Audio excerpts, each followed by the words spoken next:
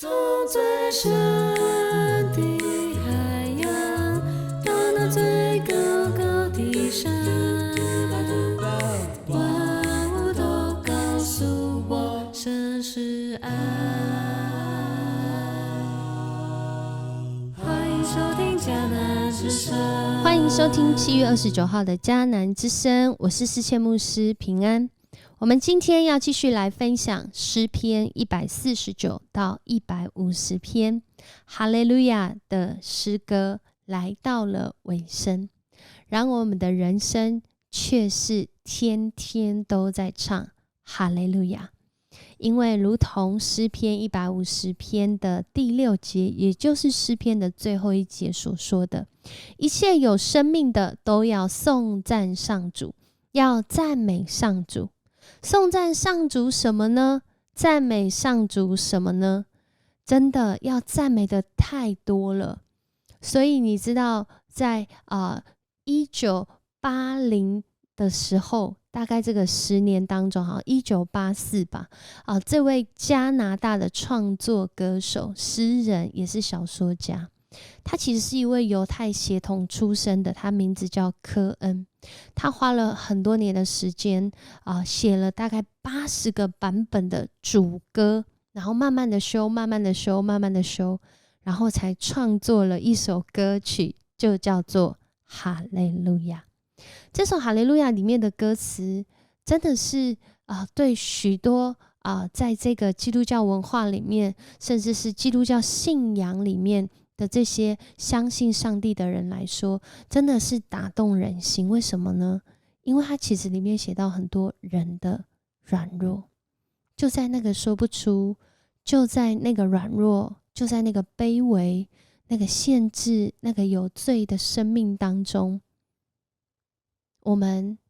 能唱什么呢？就是唱哈利路亚。这位诗人，这位歌手科恩，其实在他的生命当中，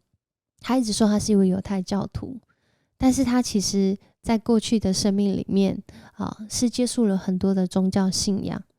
然而在这些当中，他仍然唱哈利路亚。为什么唱哈利路亚？我想很有可能的原因是，我们真正要赞美的主就只有这位主，所以要颂赞上主。在各样的文化，在各样的信仰，在各样的一个环境当中，我们都知道我们的主才是万王之王，万主之主。而后来这首歌呢，在2016年的时候被蔡琴这位女歌手，台湾女歌手用中文版的翻唱，而这中文版的翻唱的歌词是她自己写的她其实一直在期待这首歌因为他是个基督徒，他很想要唱这首歌，他很期待有人会做这个中文版的翻唱。然而在有一天的晚上呢他的脑中突然有一个声音，就告诉他说，不要再逃避了，就你写吧。然后呢，他就将原来的这个英文词的翻译翻成中文，但不仅是这样，他还加上了意境上的传递。因为他说这首歌呢，不只是一个创作是一首福音，更是像完成他生命当中的一个梦想。这个梦想就叫做哈利路亚。我们一起来听吧。爱深深藏在传说中，那是君王为他而弹奏，但你从不曾在意经过是否他是这样走，有笑有泪，有刚强也有软弱，千百年唱着困惑哈利路亚。当我们听到这首歌的时候，这首歌的歌词我们一开始有听见吗？他说，爱深深藏在传说中，那是君王为他而弹奏，但是你从不曾在意听过是否？在千百年中真的是唱着困惑，然后说哈利路亚。在今天的诗篇当中，其实我们也看到149到150篇，在这2首诗篇里面，诗歌当中就开头跟结束当然还是哈利路亚的传统，说要赞美上主，或者是翻成你们要赞美耶和华。那在这2首诗歌当中呢，就讲到了诗人说要向上主唱新歌，要向上主唱新歌，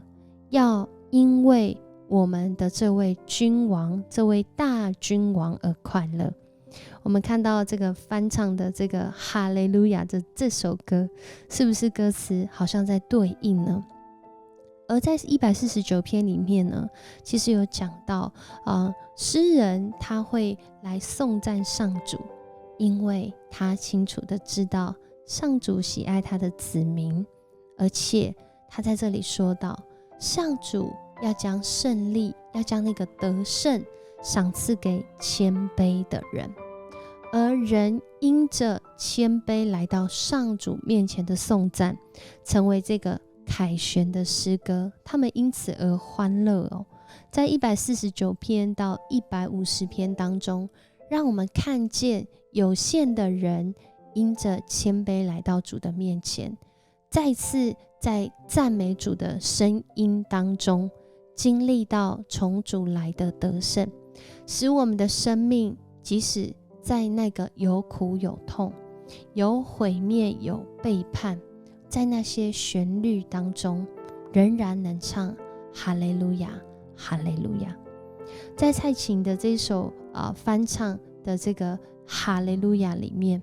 这首歌不只是一个流行音乐更多的好像在做一个见证一样，而且是见证蔡琴她自己的生命。她说你经过所有的失落，我也曾经走过，但你不知向谁诉说，是否灵魂深处微小声音，有回答更有呼唤，你活着的每一口呼吸，哈利路亚。我们再看到150篇的最后所说到，一切有生命的要颂赞上主，真的活着的每一口呼吸是哈利路亚，因为是我们的主让我们有这样的呼吸。而在这首他翻唱的哈利路亚里面呢，他最后说，请原谅我给的不多，尽我所有请你接受，在他面前才学会为你祈求，